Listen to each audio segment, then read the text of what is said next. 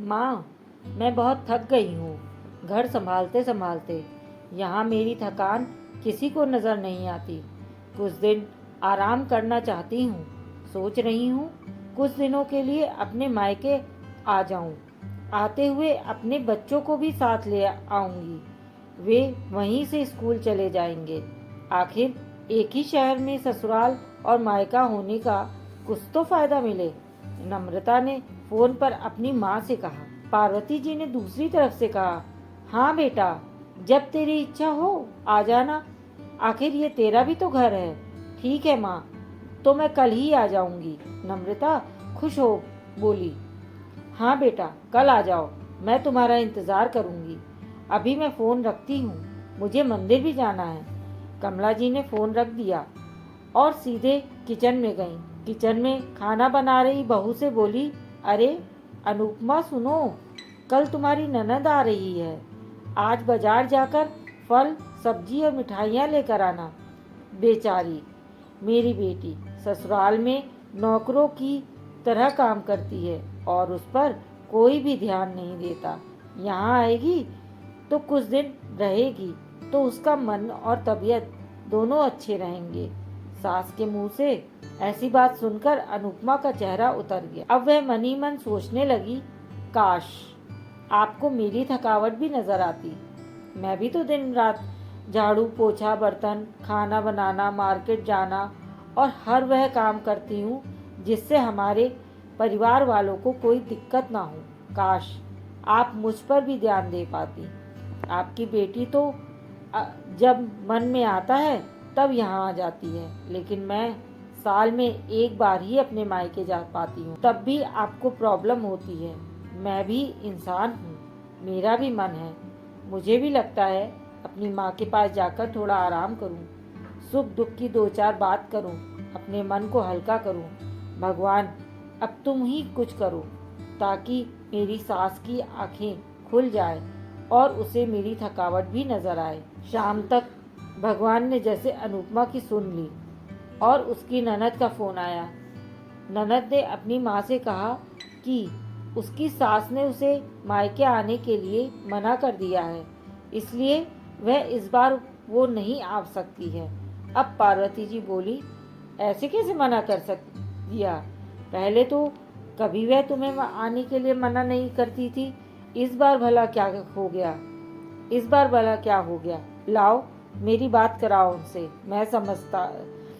मेरी बात कराओ उनसे, मैं समझाती हूँ। नम्रता ने फोन अपनी सास के पास दिया। पार्वती जी ने कहा, नमस्कार समधन जी, आपसे कुछ कहना था। समधन जी ने कहा, कहिए। दरअसल नम्रता कल त्योहार है, इसलिए अपने मायके आना चाहती है। अगर आप उसे भेज दे तो अच्छा रहेगा। अब नम्रता की सास ने कहा, देखिए समधन जी, आपकी बेटी मायके जाकर रहे, इस बात के लिए हमने उसे कभी नहीं रोका और इस बात से हमें कोई प्रॉब्लम भी नहीं है। कुछ दिनों पहले मैं अपने रिश्तेदार की शादी में गई थी। वहाँ आपकी बहू अनुपमा की माता जी से मिलने का मौका मिला। उनसे गपशप करने के दौरान उनकी बातों से पता चला कि अनुपमा को साल में एक ही बार अपने मायके जाने को मिलता है और वह भी बहुत कम समय के लिए।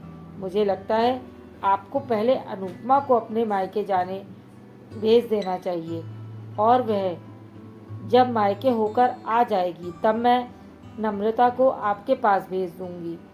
एक बहुत ज़रूरी बात जो मुझे लगता है आपको समझ लेनी चाहिए। आपको अपनी बहू को भी बेटी की तरह या बेटी से भी ज़्यादा प्यार देना चाहिए। उसे भी मायके जाने की इच्छा होती होगी। हो सकता है नम्रता के वहाँ आने से उसकी आवभगत करने के लिए आप उसे उसके मायके जाने नहीं देती होंगी, या फिर वह आपसे कुछ कहने से भी अभी भी डरती हो।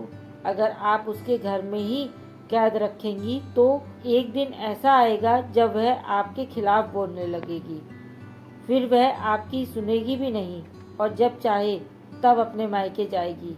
ऐसी परिस्थिति आए, इससे अच्छा है कि आप ही कुछ बदलाव अमल में ले आएं, जिससे आपका रिश्ता या रिश्ते की मिठास खराब ना हो। पार्वती को अपने समधन के हर एक शब्द में सच्चाई नजर आई। उन्हें महसूस हुआ कि उन्होंने अपनी बेटी के प्यार में अंधे होकर कभी भी अपनी बहू के मन का विचार ही नहीं किया। उन्होंने हमेशा ही अपनी बेटी को अपने बहू से ऊपर रखा। दूसरी तरफ नम्रता भी अपनी भाभी के बारे में ही हो रही इस बातचीत को सुन रही थी। उसने भी रियलाइज़ किया कि वह कभी भी अपनी भाभी के साथ ठीक से बात नहीं करती और जब जब वह अपने मायके जाती है तो भाभी थोड़ी उदास रहती हैं।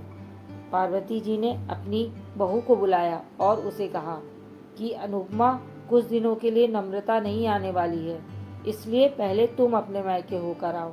यह सुनते ही अनुपमा का चेहरा खिल गया, क्योंकि यह पहली बार था जब उसकी सास ने सामने से उसे अपने मायके जाने के लिए कहा था। अगले दिन अनुपमा अपने मायके गई और इस बार 1-2 दिन नहीं, पूरे हफ्ते भर रह कर आई।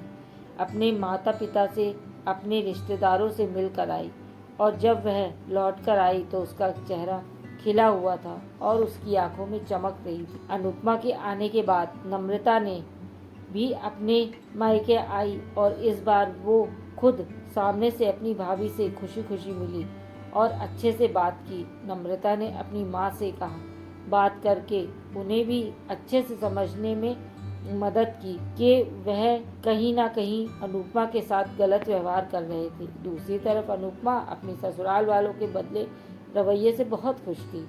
अब वह खुशी खुशी सबका ध्यान रखती थी और हर काम प्यार से करती। वह ध्यान रखती कि कोई भी ऐसी बात ना हो या काम ना करे जिससे घर में तनाव का माहौल पैदा हो। पार्वती जी अपनी बहू को खुद ही समय समय पर मायके भेज दिया करती। एक छोटे से बदलाव ने सास और बहू, भाभी और ननद के बीच की कड़वाहट को दूर कर दिया था और रिश्तों को और भी ज़्यादा मीठा और मजबूत बना दिया था।